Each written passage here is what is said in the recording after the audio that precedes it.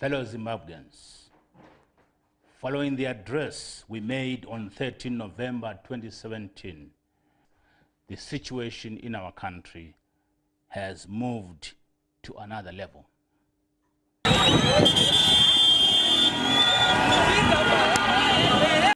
Firstly, we wish to assure the nation that His Excellency the President of the Republic of Zimbabwe, Comrade R.G. Mugabe, and his family are safe and sound, and their security is guaranteed.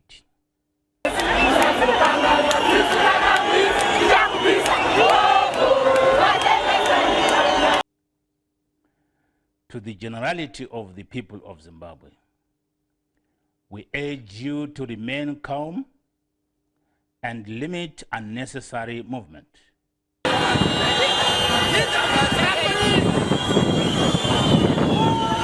We wish to make it abundantly clear that this is not a military takeover.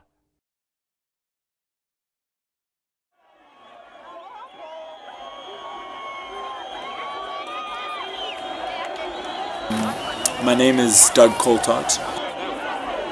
My name is Robin Creel. My name is Nigel Mugamu. My name is Alex Magaisa. I'm Lauren Dent, and this is how social media played a role in Zimbabwe. My name is Doug Coltart. I'm a lawyer by profession. I work for a firm called Mteto Nyambirai, where I do a lot of different stuff, but a lot around human rights and constitutional law. And then my other hat is that I'm also an activist involved with a lot of different social movements. And one of the tools that I use is social media, particularly Twitter, a tool for trying to foster conversation and civic engagement around crucial issues facing our country. My name is Alex Magaisa. I am a lawyer.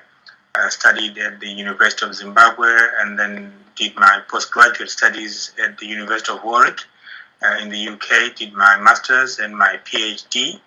And now I work as an academic at the University of Kent. I've done quite a bit of work in Zimbabwe, in the Zimbabwean political space. First, I was part of the team that wrote the Zimbabwean Constitution, which was adopted in 2013.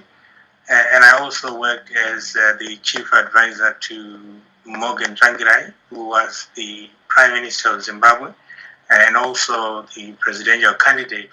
I have a blog called The Big Saturday Read, BSR, which I essentially started as a way of trying to explain to ordinary people the intricacies and the way that law and politics work.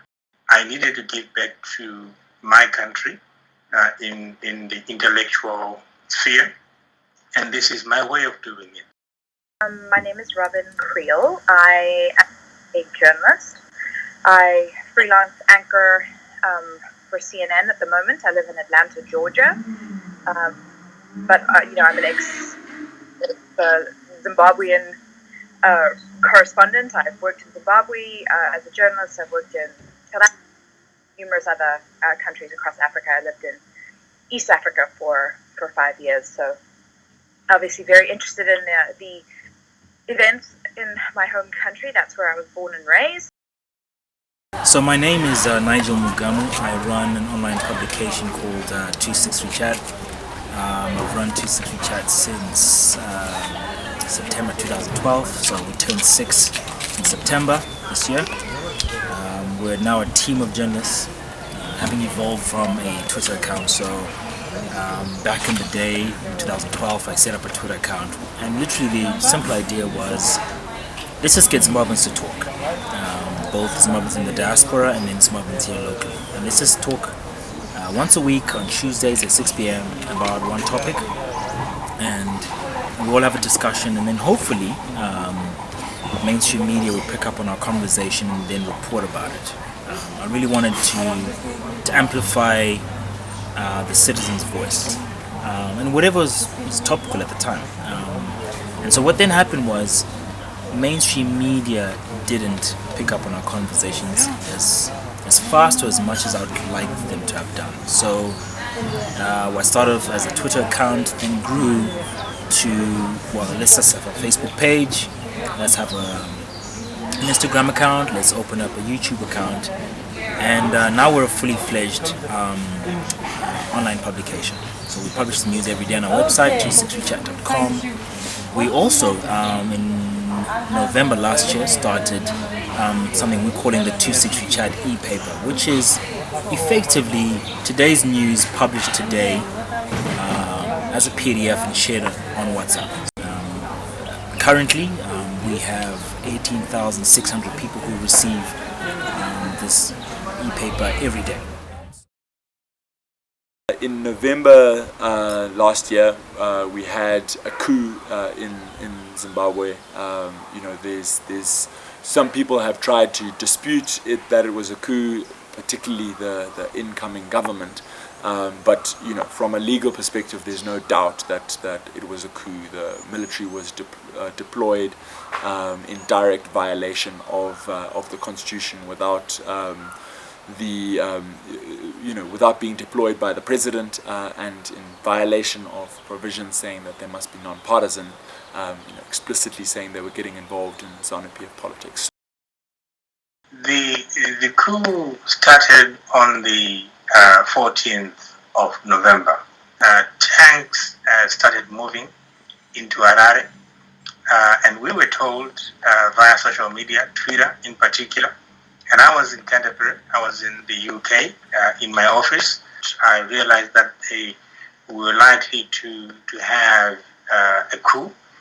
The day before, on the 13th of November, the general who was heading the military had issued a very stern statement to the government, Mr. Mugabe and his government, essentially warning that the military would step in.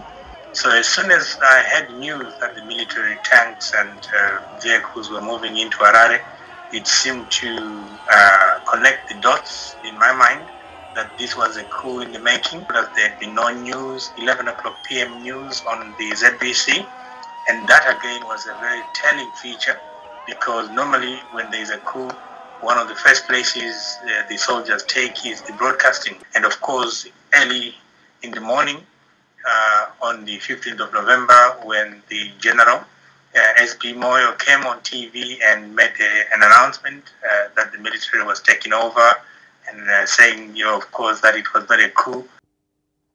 What the Zimbabwe Defense Forces is doing is to pacify a degenerating political, social, and economic situation in our country.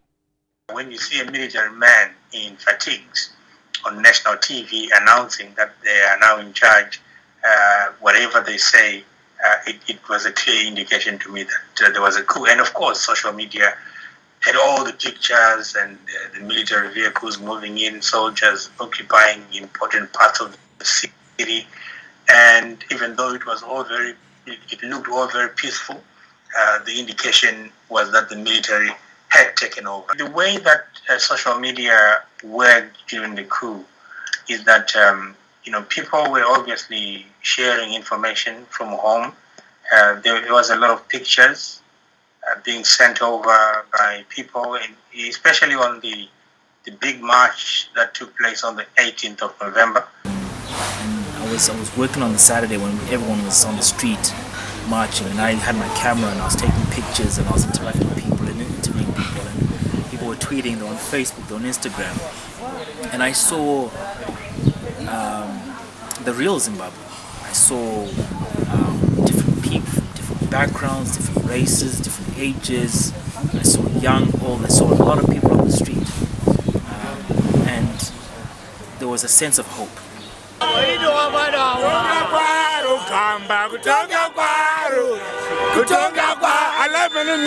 Yeah, social media was absolutely crucial during that time.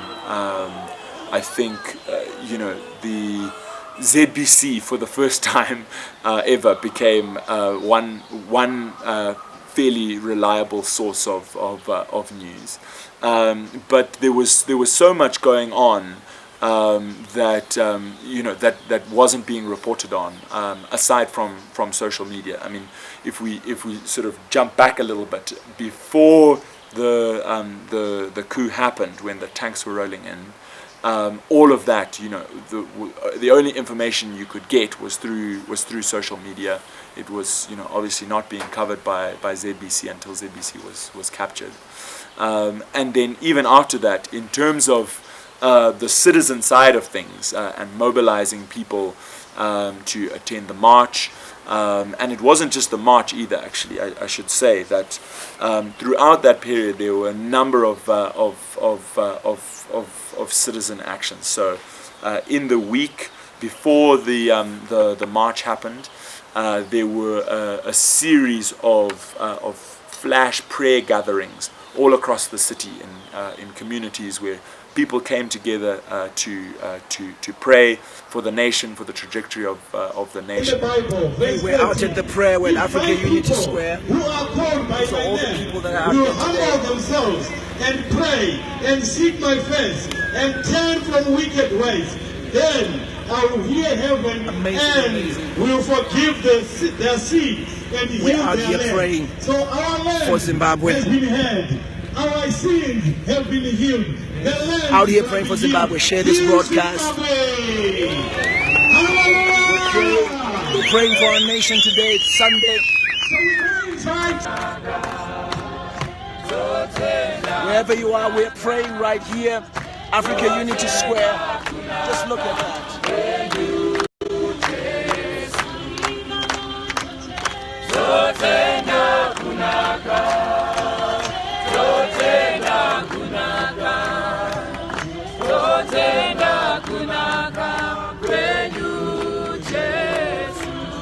But at a time like the coup not coup, it was very clear that this tool, because it is a tool, is very powerful and very useful in our society. The publicity around that, social media was key for that. It was live streamed on Twitter and Facebook. And I think that built up momentum on the march. Of course, the social media was absolutely crucial, both from a mobilizing perspective, using live feeds to encourage people to attend the march, and even on the day of the march, getting information out to the rest of the world that that hundreds of thousands of Zimbabweans are coming out to demand that Mugabe must go. I was in Washington D.C. when news of these tanks rolling through Harare unfolded, and I was very skeptical at first. But then some sort of locals who I trust were posting things on social media, which got my attention, and I reached out to my friends in Zimbabwe, and sure enough, it all turned out to be true, and I watched in shock and disbelief the events of the next few days unfold, eventually culminating with watching CNN the day that Mugabe resigned, taking us through the streets and all the jubilation, people pouring out onto the streets. I was at home at that point, and I remember just crying and thinking that I never thought that would ever happen. So.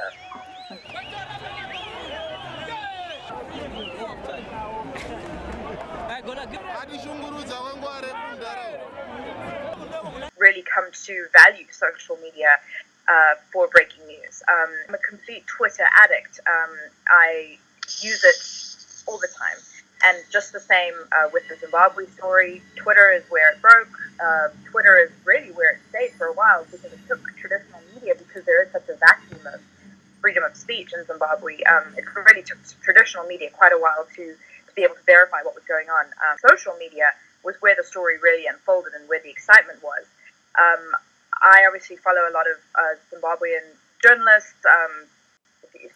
Some of them you could say government journalists. Are they really journalists at that point? The question should be asked, are they free to speak whatever their minds and whatever they see unfold, or is that being dictated to them? But obviously I follow a number of other people on the ground in Zimbabwe too, who were able to take us through the events, and I was then able to express my own opinion as a Zimbabwean And then I found myself being followed by a number of people, even though I couldn't give them updates on what was going on the ground. I could kind of be an aggregator and retweet stuff from folks on the ground. And I think a lot of people joined social media specifically because of the Zimbabwean coup. I noticed I had a lot of new followers, a lot of people who had never joined social media before with zero, following no one, but they suddenly started following me because, and other, people that were talking about Zimbabwe simply so they could follow the news. So I really do think that in this case, social media completely outshone traditional media, and it's just one of many recent cases. The issue of fake news is really problematic, and I'm sure, as you know, it's not just for us in Zimbabwe, but all over the world. And during the coup period, there was a lot of fake news.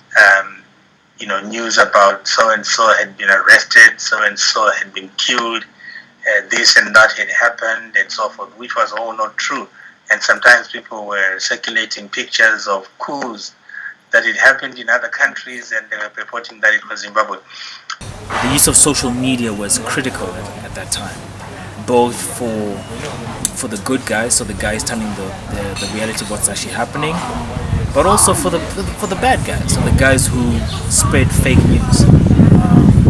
We need to be discerning citizens. When we receive some information via WhatsApp or however way we receive it, we just need to ask ourselves, this message was typed by someone just like me, that we need to question when we receive some information. We shouldn't just forward it without actually checking to see if it's true. So I think the key thing is to have fact checkers, on social media, and we're lucky in Zim we have a couple of quite good fact checkers. There's one Twitter page called Povo Zim or Povo News Africa. Fake news is obviously a problem all around the world. You have to be skeptical about everything that you read online.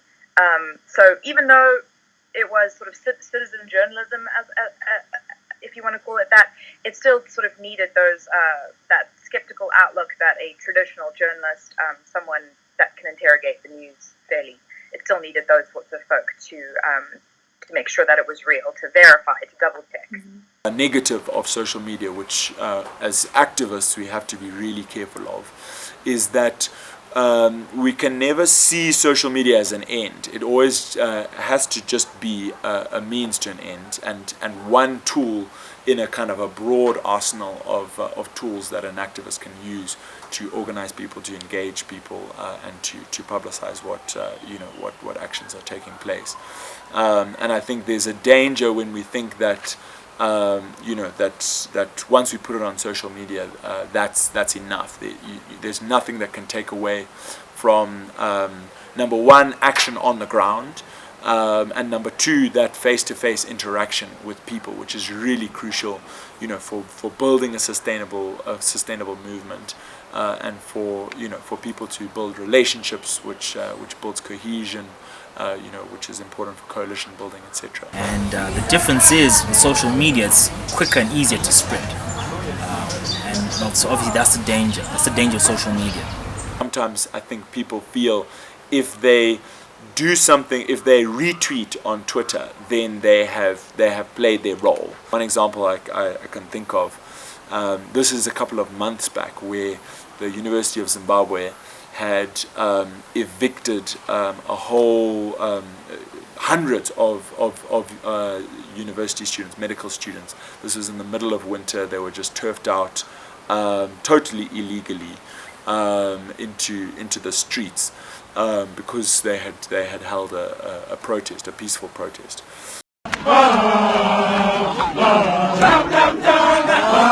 Right, if you're watching, I'm at the University of Zimbabwe with the medical students, and we are protesting against the hike of fees that has happened. And I put out a tweet to ask the general public to bring bring donations of food for these students who had been turfed out. And the tweet went viral. It was retweeted, I think, more than 500 times. In terms of the impressions, it was seen by more than 100,000 people, and yet only one person came and actually donated food, which was quite a striking realization for me that a tweet can go viral and gain a lot of traction, but it won't necessarily result in real action on the ground. And so, social media, important tool, but it doesn't replace on-the-ground organizing. I think I'm a heavy social media user, so I truly believe in the power of social media and how it can amplify people's voices. It can involve people in conversations that they wouldn't otherwise be involved in. The waiter, the waitress, you want their voice to be included in national discourse because they are a citizen of this country too. And one of the ways that they can get involved in these critical conversations is through social media. We haven't always had the freedom to express ourselves, but I saw a lot of people sharing their views, expressing themselves in ways that they wouldn't have otherwise done so. And we are free! Free at last! Free at last! Thank God Almighty! We are free!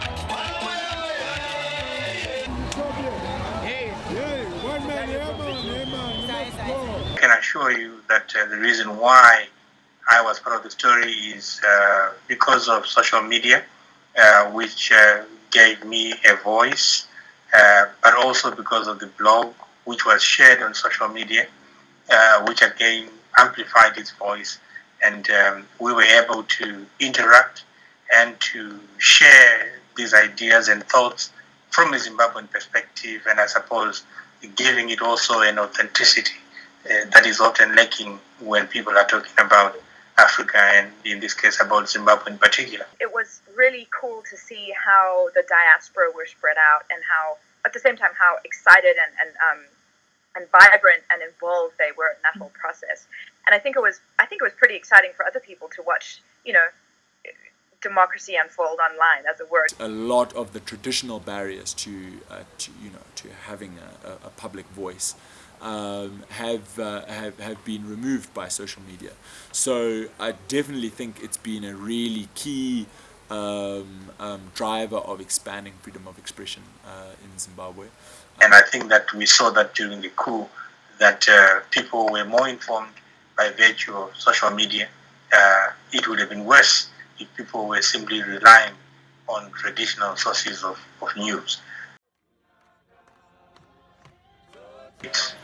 As long as people are allowed to express themselves the way that they've been able to do since the age of social media, I think we are in a far better situation than one in which people did not have information at all.